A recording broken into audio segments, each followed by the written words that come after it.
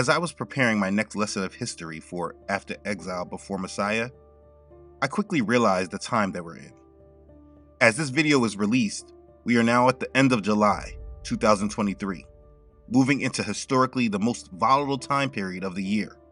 And add to that, because of another factor that most people tend to forget, but ironically they're definitely moved by, we almost always see things happen that provoke our emotions.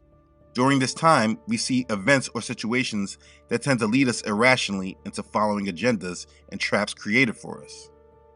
We are moving into August 2023, which starts the real beginning of the United States presidential campaigns. And consequentially, this period normally comes with some kind of drama that usually gets the masses' attentions who are looking for change and for answers.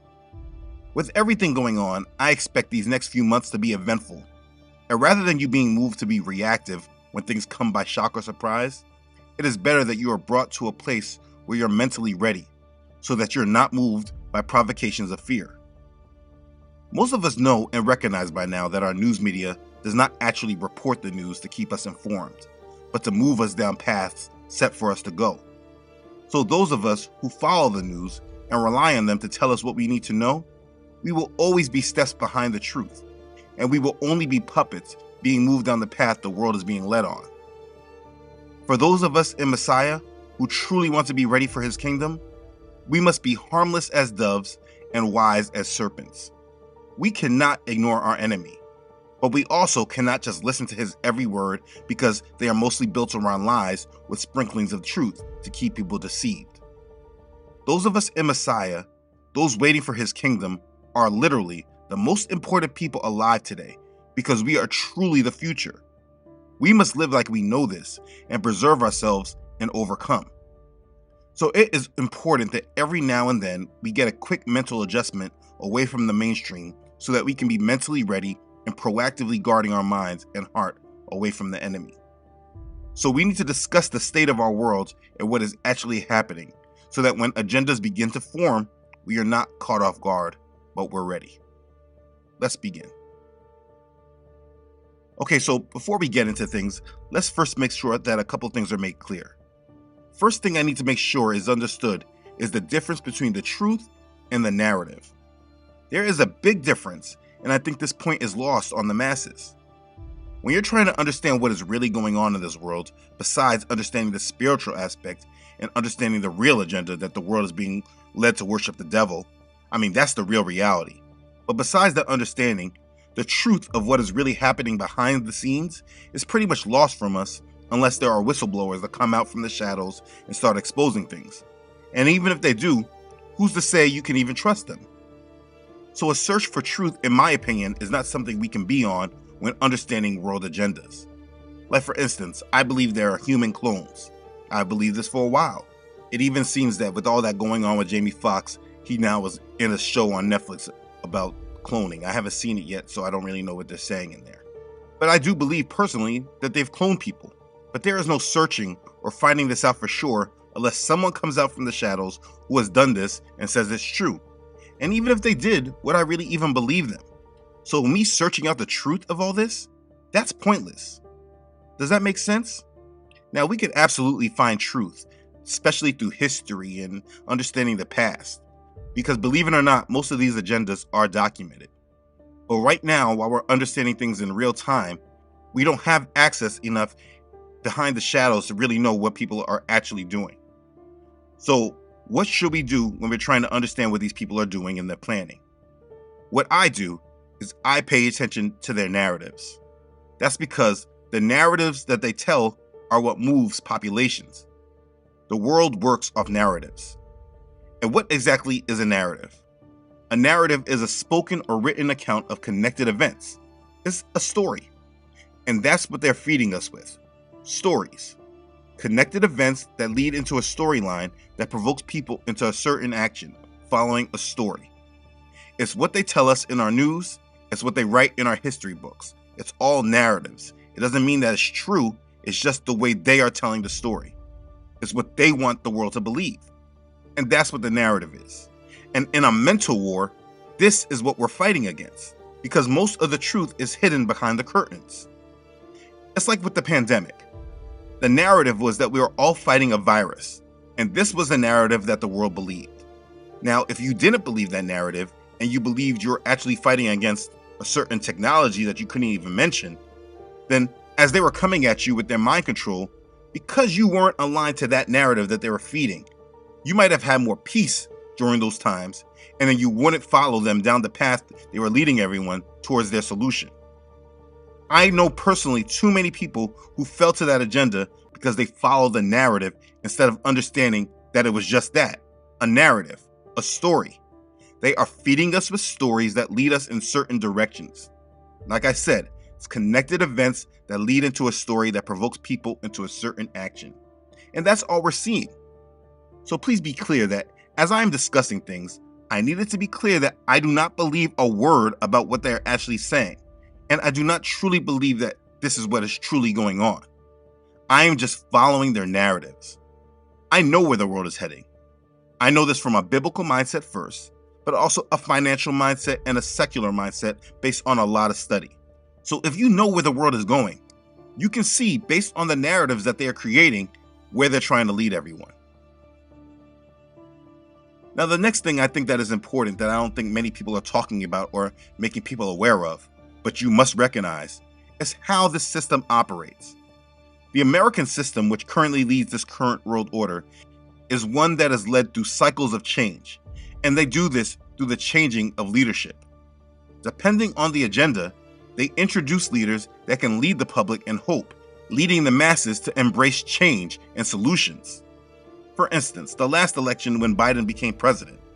Before Biden was president, the left was completely against taking any solution for the pandemic that Trump was a part of. Even the presidential candidates themselves expressed this thought. But if Donald Trump tells us that we should take it, I'm not taking it. So we went through an election cycle that was about a whole bunch of nonsense. It had many other agendas baked in, like the start of the end of the United States democracy with that dumb January 6th event. But the major agenda was the changing of the guard so that the masses that were so heavily mind controlled to hate Trump, they were now ready to trust the government and their solution. Now this campaign is over. What is the will of the people? What is our mandate? I believe it's this. Americans have called upon us to marshal the forces of decency, the forces of fairness, to marshal the forces of science and the forces of hope in the great battles of our time. The battle to control the virus, the battle to build prosperity, the battle to secure your family's health care, the battle to achieve racial justice and root out systemic racism in this country. Mind you, it was the same solution, the same technology, nothing changed. The only thing that changed was who was in leadership. They changed the leader in order to bring acceptance to their overall agenda. And this is what they do with these presidential cycles. It's all about orchestrating narratives for change, and so what normally precedes the election are events that bring about a desire for change. If you don't understand that completely, let's review some of the US presidential elections. Like I just explained, the 2020 election, this election was about the answer to COVID. Easy to see. The 2016 election, this was when Trump was elected. There were a few things going on in the lead up to Trump being elected. Being almost 8 years ago, and with people's short-term memories, people probably don't fully remember everything that led up to that. In the lead up to this election, we had Obama focusing on more of the world and not the country. First of all, the integration of national economies into a global economy. That's here. That's done. And so the question is not whether or not there's going to be an international global economy. There is one. He signed climate change deals, trans-Pacific trade. He was focusing on Syria and Crimea. It was a world agenda, but things in the United States were not good as well. At the time before the election, the Fed was stopping their QE, and by December 2015, less than a year before the election, the Fed, led by Janet Yellen, began to raise interest rates for the first time since the Great Recession. Most probably don't remember, but in 2015, the United States economy was in a downfall. Like this article from CNN says, U.S. economy grinds to a near halt at the end of 2015. The United States economy was so slow that several historically reliable indicators of imminent recession were waving red flags. Everybody expected a recession. Industrial production was negative over 12 months, and retail sales growth was falling. And this is why a person like Donald Trump was favored in many eyes. The major thought was that we don't need a politician, we need a businessman to fix the problems. And that's why Trump was embraced. If those problems didn't occur, Trump probably wouldn't even been thought of. But the problems that led to Trump's rise really didn't start until the first Republican debates were starting. Because we have to stop doing things for some people, but for this country, it's destroying our country. We have to stop, and it has to stop now. Just look at the history. Let's look at the 2008 election. This is when we saw Obama come out of nowhere and do just as he said he would do and fundamentally transform America. We are 5 days away from fundamentally transforming the United States of America. The way this country is today is wholly due to the influence of that administration. From socialism to everything else in the middle, he brought massive change. He was claimed to be the first black president, but the acceptance of this, it didn't just come out of nowhere. It was carefully guided. The year before the election in 2007, people were mostly discussing how much everyone hated George Bush. But as that year progressed, a few things started happening. In April of 2007, New Century Financial declared bankruptcy. They were a company that specialized in subprime mortgages. Another casualty in the subprime mortgage mess. After weeks of speculation, New Century Financial has finally filed for bankruptcy protection amid a surge in homeowner defaults. In recent months, more than 24 subprime lenders have closed their doors. They were at that time the biggest mortgage lender to collapse at the time of the slumping U.S. housing market. The Irvine, California-based company fired 3,200 employees, which represented 54% of its workforce. This is very similar to how we see this year starting with the banking crisis with Silicon Valley Bank, also in California, and the other banks as well, just to add perspective. It's the same story.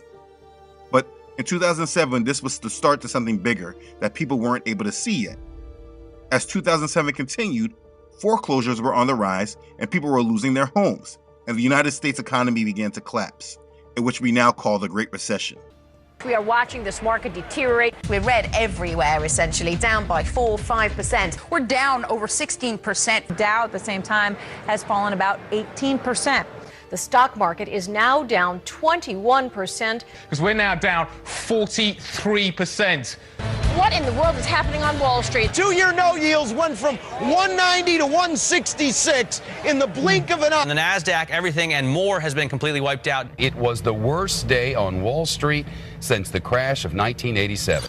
From the financial capital of the world, the opening bell is going to ring in 5 seconds, and to be honest with you, we wish it wouldn't. The country was dealing with extremely rough times, and these things began to heat up, leading us into the presidential election, which was complete mental manipulation. In the debates, I remember they first started talking about the war. By a voter in Iowa, if you get us out of Iraq and somehow Al-Qaeda does take over, what do you do then? Look, if we had followed my judgment originally, we wouldn't have been in Iraq. We're here now, and we've got no good options. We've got bad options. As the economy began to collapse, people were desperate for change. 5,000 people are expected to show up over the next 3 days to apply for just 500 jobs at a new water park. For a job, I'll do backflips. Pamela Thomas has been looking for work for 6 months. No.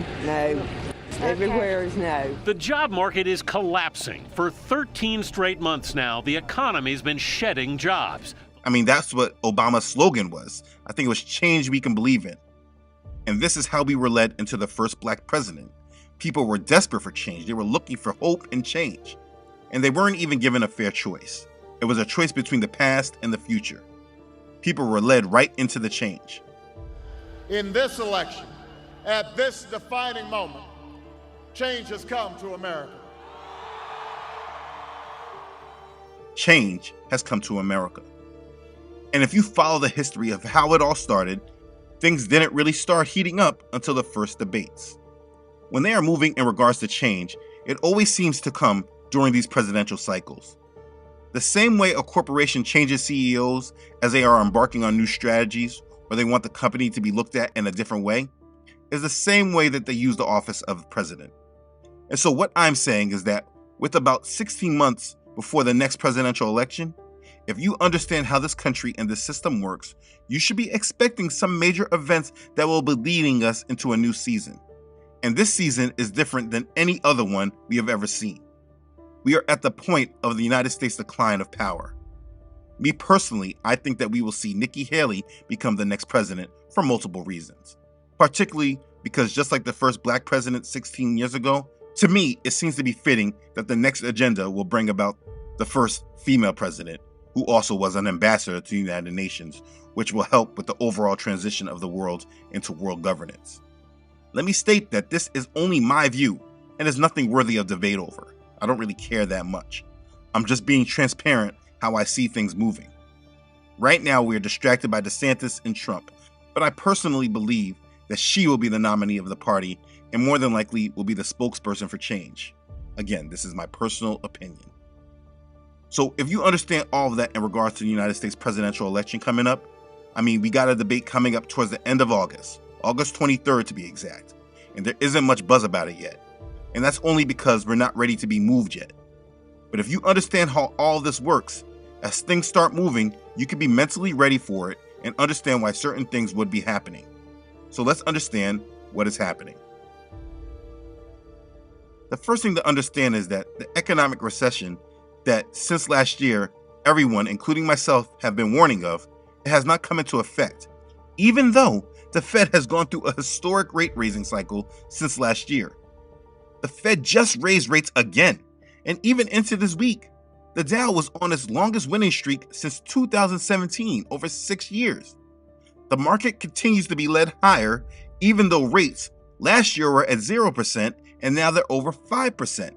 And the US debt is poised to hit $33 trillion, which I expect to be on the tongue of every Republican presidential candidate in the coming debates. Everything is crazy. None of this makes sense. And it's clear to anyone paying attention that this is not a free market, but one that is heavily under control. Things will not move or change until they're ready for their narrative of decline to go forth. They keep alluding to the masses that the Fed might pull off a soft landing, meaning beating the fight against inflation while not triggering a recession. And I guess because we haven't seen problems yet, people are starting to believe this. I honestly do not know how much I can stress to not follow this thought and not to get caught being distracted or overly optimistic because things have not changed yet. Always remember, we are one bad headline away, and it is coming. Just like in 2007 with the housing crisis, it looks like this next event will be a banking crisis.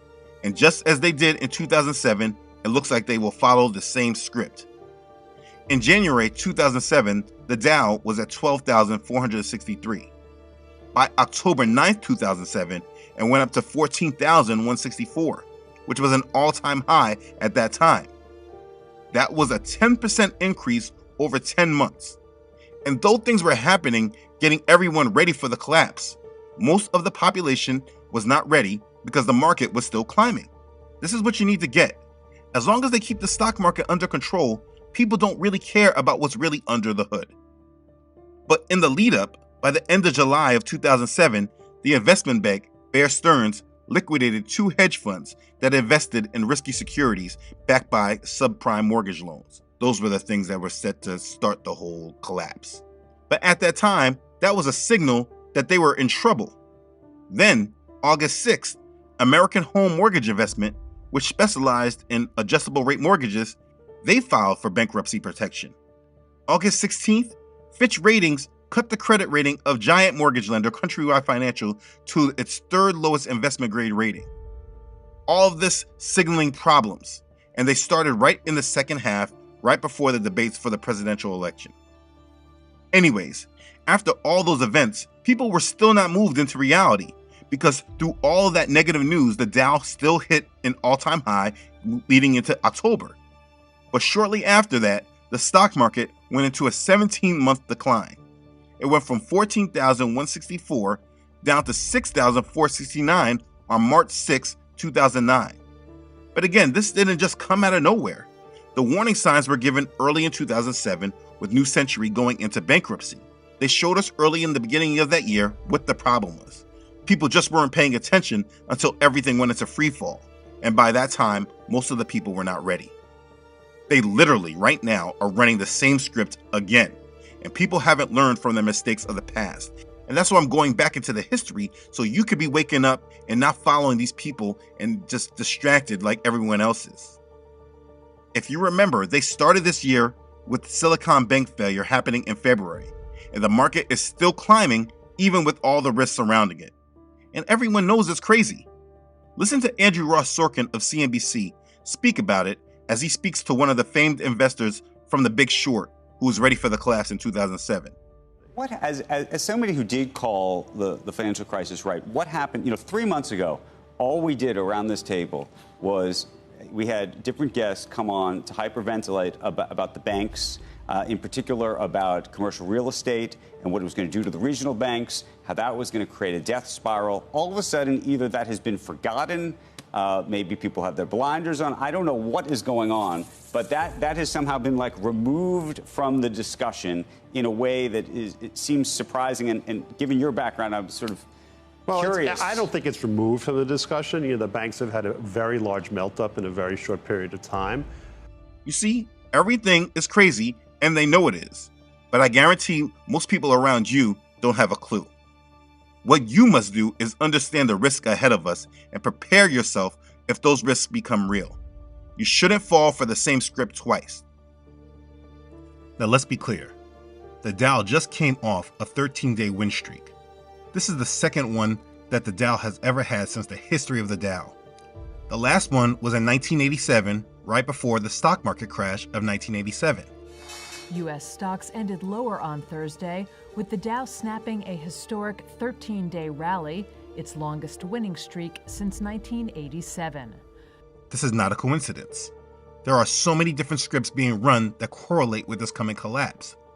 Things that resemble 2008, 1987, and definitely 1929. It is important that this history is not overlooked and glossed over. As we see the script come together, there will be many different factors that tug for your attention. And it's very important that while these things come together, you do not allow yourself to get distracted and be caught off guard. Now, there are other things I need to discuss, but I spent a little too much time on this part of the discussion, and I actually think it needs to be highlighted on its own. The rest of the topics that need to be reviewed, I have put that in this next video. It's important that you recognize what happened in the past in order that you do not fall for the same script twice. And I don't think that enough people are aware of all this correlation. Please take the advice and stay awake. Make sure you take hold of Messiah's words and take heed to yourselves, lest your hearts be weighed down with carousing, drunkenness, and cares of this life, and that day come on you unexpectedly. For it will come as a snare on all those who dwell on the face of the whole earth. Watch therefore and pray always that you may be counted worthy to escape all these things that will come to pass and to stand before the Son of Man. That's Luke chapter 21 verses 34 through 36. I pray this every day. I hope you pray the same. If you watch and stay sober-minded, you will be ready, and I made this video in order to bring this up to you so that you are ready. Now, of course, there are more things going on, and so I have split this video up in hopes that these points do not get forgotten and glossed over as we see what else is happening in the world. Please click the link to watch this next video and make sure you stay ready for the times ahead. Be blessed, and thanks for watching. I love you all.